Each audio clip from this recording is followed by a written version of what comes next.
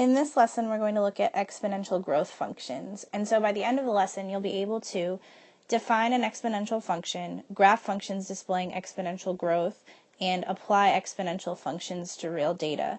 And as we go through this, you should be trying to answer the questions, how do exponential functions model real-world problems and their solutions? And we'll look at a couple of those examples in this video. How can I describe transformations from a parent exponential function? We've already talked about this a lot with quadratics and polynomial functions, and it's going to be very similar. And also, how can I use exponential functions to calculate compound interest after various periods of time? New vocabulary that we'll be talking about is what's an exponential function, an asymptote, an exponential growth, and a growth factor. So we'll start out with just an introduction. So an exponential function involves the expression b to some x power, where the base b is a positive number other than 1.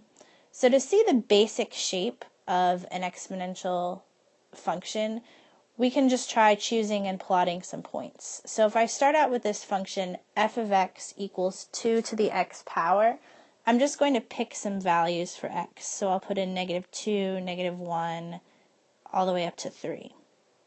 Now, if I replace x with that -2, 2 to the -2nd power would be 1/4, 2 to the -1st power, 1/2, and then 1, 2, 4, and 8.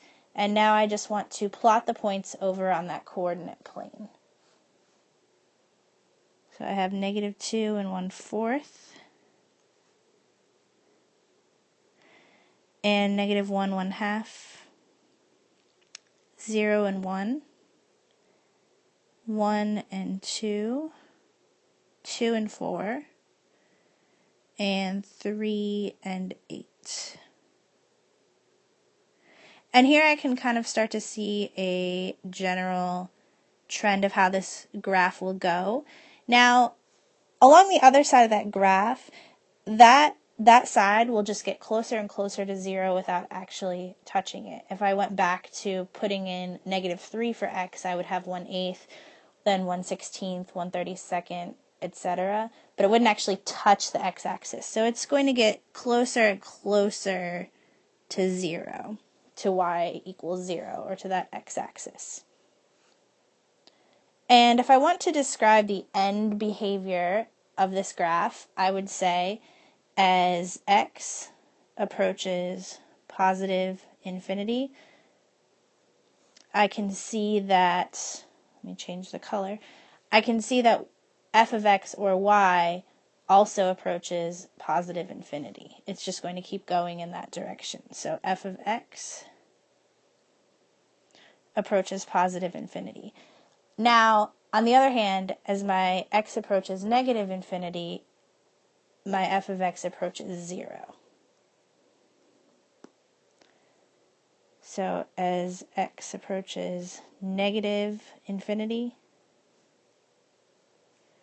f of x approaches 0. This 0, this y equals 0, is called an asymptote. An asymptote is a line that a graph approaches as you move away from the origin.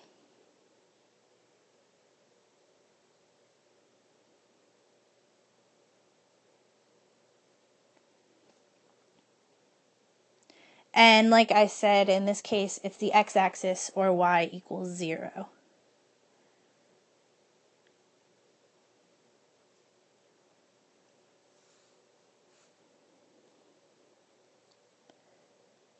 So for any basic function, y equals abx to the x power, without any kind of fancy transformations, which we'll talk about in a second, we can conclude a couple of things about the domain and range. So the domain of these functions, and we'll go back to this one, the domain is going to be all real numbers.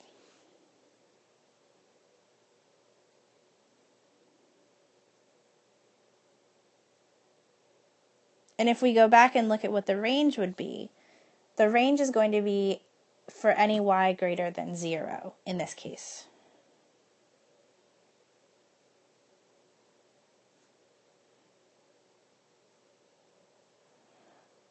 But that's only true if a is greater than 0.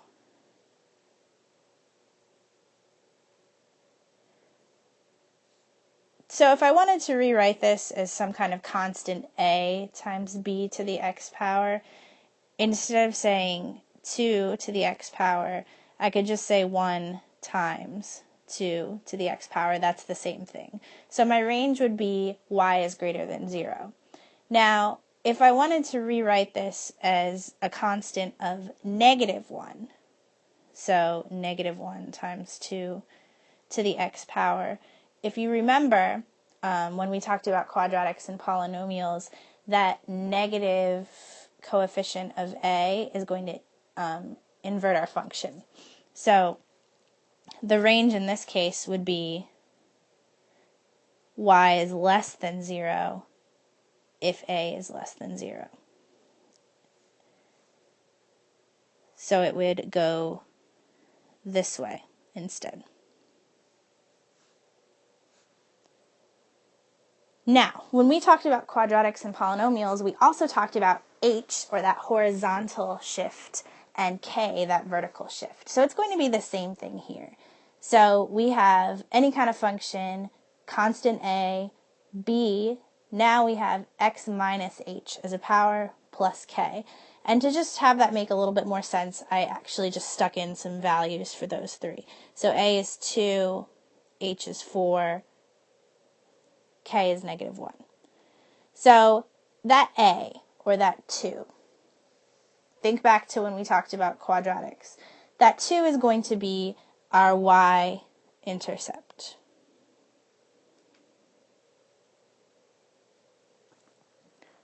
So that constant of a gives us our y-intercept, and it also gives us, if we're describing the graph, it stretches it vertically or horizontally. So remember, if I had a fraction as my value of a, it would stretch it horizontally. It would make my graph wider. The higher the coefficient, then the more vertically stretched my graph will be. The h represents that horizontal shift from side to side.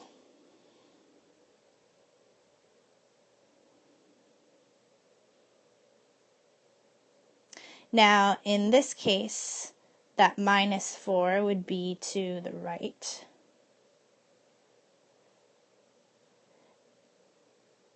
And then that should be a -1, represents the vertical shift. And in this case, that would be down 1. Now, in general, when you're trying to sketch one of these graphs involving a transformation, you want to first graph the parent function, and then you want to translate the graph.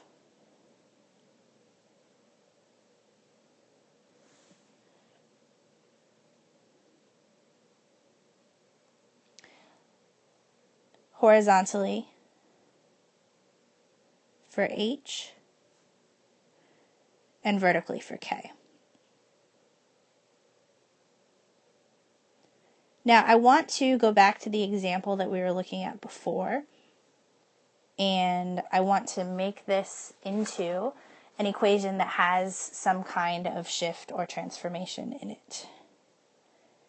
So we started out with f of x is equal to 2 to the x power, but I want to rewrite this now as f of x is 2 to the x minus 3 power plus 4.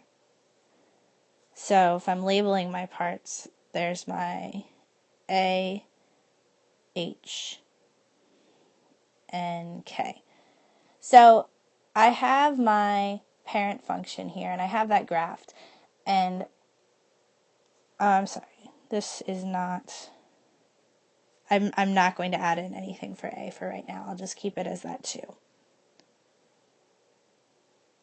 So I'm not changing my y-intercept. I already have that parent function graphed. And now I'm going to move that entire graph over horizontally 3, and then I'll move it up 4. So I'm just going to translate this point over 1, 2, 3, and up 1, 2, 3, 4.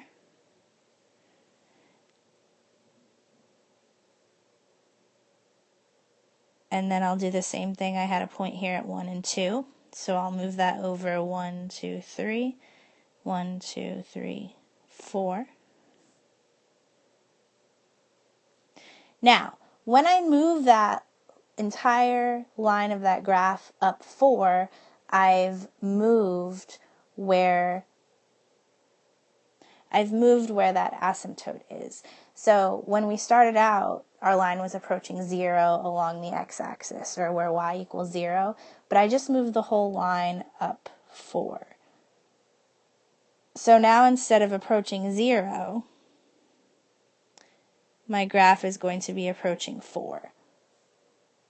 So whatever that vertical shift k is, I've moved my asymptote that many up or down.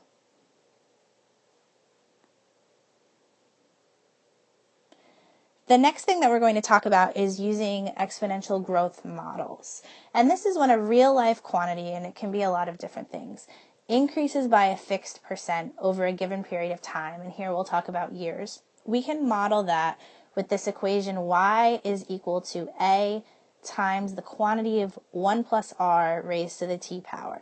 So if we're looking here, a is that initial amount that we started with, and r is the percent increase expressed as a decimal, and that decimal is important, and t is time, and in this case we're talking about years. So for example, and take a second to read over this problem, we're going to apply this model to solving this problem about U.S. workers. So in 1980, there were 2,180,000 U.S. workers who were working at home, and over the next 10 years, the number of workers increased by 5% per year.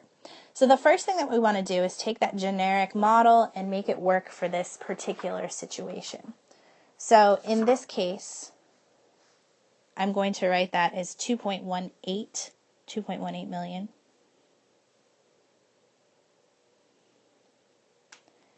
And then I have 1 plus 5% as a decimal. Do not forget that piece. So 5/100ths or 0.05. And we're raising that to t years after 1980. And that's equal to W for workers. I can simplify the 1 plus 5/100ths and write that in as 1 5/100ths. And that's the equation that I'm going to be working with. Now, I want to do a rough sketch of this model. So my y-axis is going to be the number of workers at home, and this is millions. And then my x-axis would be the years, and specifically number of years after 1980. Now, if I'm looking ahead, I want to use this graph to estimate the year that there were about 3.22 million U.S. workers who worked at home. So as I set up this graph, maybe I'll start at 2, and I'll count by 4s up to 3 million, 4 million, and then 5 million. But I don't really need to go that much higher because I really just want to use it to estimate for 3.22. And then I'll just start counting by 1s along the x-axis. Okay. So now I can just pick a couple of different values and see what I get when I do the math.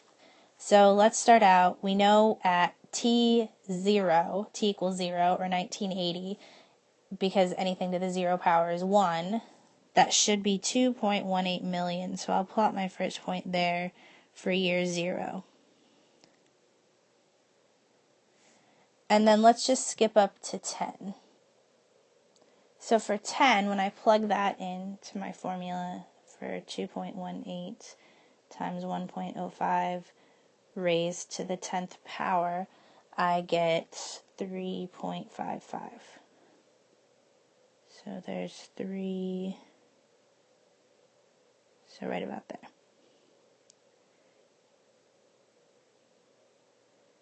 Okay, so if I was approximating at about what year 3.22 million U.S. workers would be working at home, that would be right about here, between 8 and 9. So we'll say around 8 years after 1980, which would make it 1988. And that's just one example of how you can use these exponential growth functions to model a real life situation. And this piece here, this 1, and let me do that in a different color, this 1 and 5/100ths, that is called our growth factor. And I can also use that to figure out, if I wasn't told, what percent it would have increased by every year, because I know from up here that it's 1 plus whatever that rate was. So if I had 1 and 5/100ths, I know that that would be 1 plus 0.05. And so from that, I could say, oh, it was a 5% increase per year. Now, the last thing we're going to talk about in this video is compound interest. Now, you've probably talked about simple interest before, simple interest that you earn on a savings account or interest that you pay on a credit card. And that was an introduction, but normally interest rates are calculated using compound interest. Compound interest takes into account the interest paid on a principal investment plus previously earned interest. So the interest that you already earned goes into this formula for interest that you earn in the future. And the formula that we're using is here. And so A is our amount earned with interest, P is our principal, R is the interest rate, and that's again as a decimal. N is the number of times the account is compounded per year. It could be annually, it could be monthly, it could be every single day. It doesn't matter. But then it's raised to the N times T power. So the number of times the account is compounded times the number of years. So let's look at a couple different examples. Let's say that you put in $800 to an account that is going to make 6% annual interest.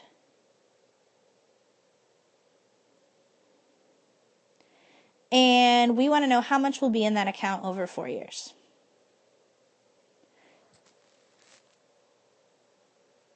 And we'll look at one example and we'll say that it's compounded annually, so just once a year. And then we'll look at a second example of monthly.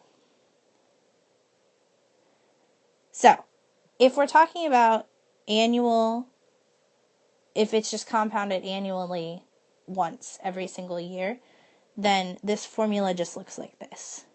I have $800 times 1 plus that interest rate as a decimal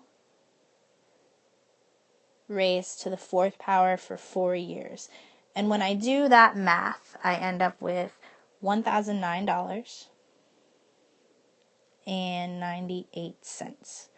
Now, if I'm doing this monthly, then my formula will change a little bit. I still have the 800 that I'm starting with.